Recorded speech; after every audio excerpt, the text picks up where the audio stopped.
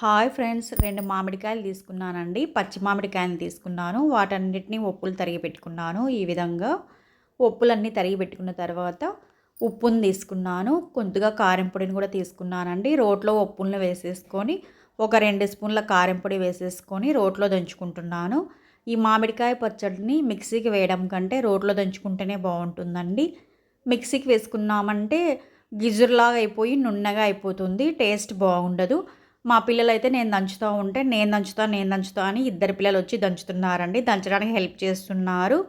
మనము పిల్లలకి ఏ పని చెప్పుకోకుండా సుకుమారంగా పెంచడం కంటే ఇలా దంచడము, విసరడము అలాంటివన్నీ నేర్పిస్తూ ఉండాలి. చిన్న చిన్న పనులు చేస్తూ ఉంటే వాళ్ళకు కూడా ఓపిక అనేది వస్తుంది. ఏదైనా పని చెప్పినా కూడా విసుక్కోకుండా చేస్తూ ఉంటారు. ఇప్పటి నుంచి నేర్పిస్తేనే కదండి వాళ్ళు ఏదైనా చేసుకోగలిగేది. ఇద్దరు అయితే నేను దంచుతానని నీట్గా దంచేసినారు.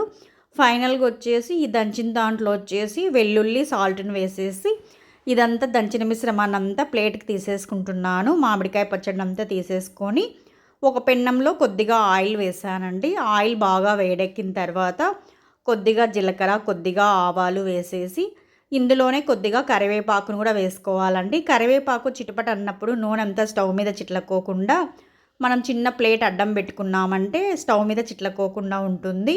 ఈ దంచిన మామిడికాయ పచ్చడినంతా ఈ తిరగబాతలో వేసేసుకొని ఒక 2 నిమిషాలు మగ్గనివ్వాలండి. 2 నిమిషాలు మగ్గనిచ్చేస్తే ఆ నూనె అంతా ఊరిపోయి చాలా టేస్ట్ వస్తుంది.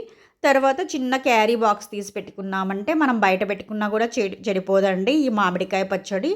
వాటర్ అనేది వేయకోకుండా మనం దంచి పెట్టుకున్నాం కదా, బయట పెట్టుకున్నా కూడా చెడిపోదు. మళ్ళీ తిరగబాతలో మగ్గనిచ్చాం కాబట్టి అస్సలు చెడిపోదండి. ఒక 1 వీక్ ఉన్నా కూడా బయట పెట్టినా అలాగే ఉంటుంది. ఇప్పుడు వేడి వేడి అన్నాన్ని ఒక ప్లేట్లో పెట్టేసేసుకొని ఆ వేడి వేడి అన్నంలో కొద్దిగా నెయ్యి వేసేసుకొని క్యారియర్కి తీసి పెట్టుకున్న మామిడికాయ పచ్చడిని వేసేసుకొని ముద్దలు కలిపేసి మా పిల్లలకు పెట్టి నేను కూడా తింటున్నానండి.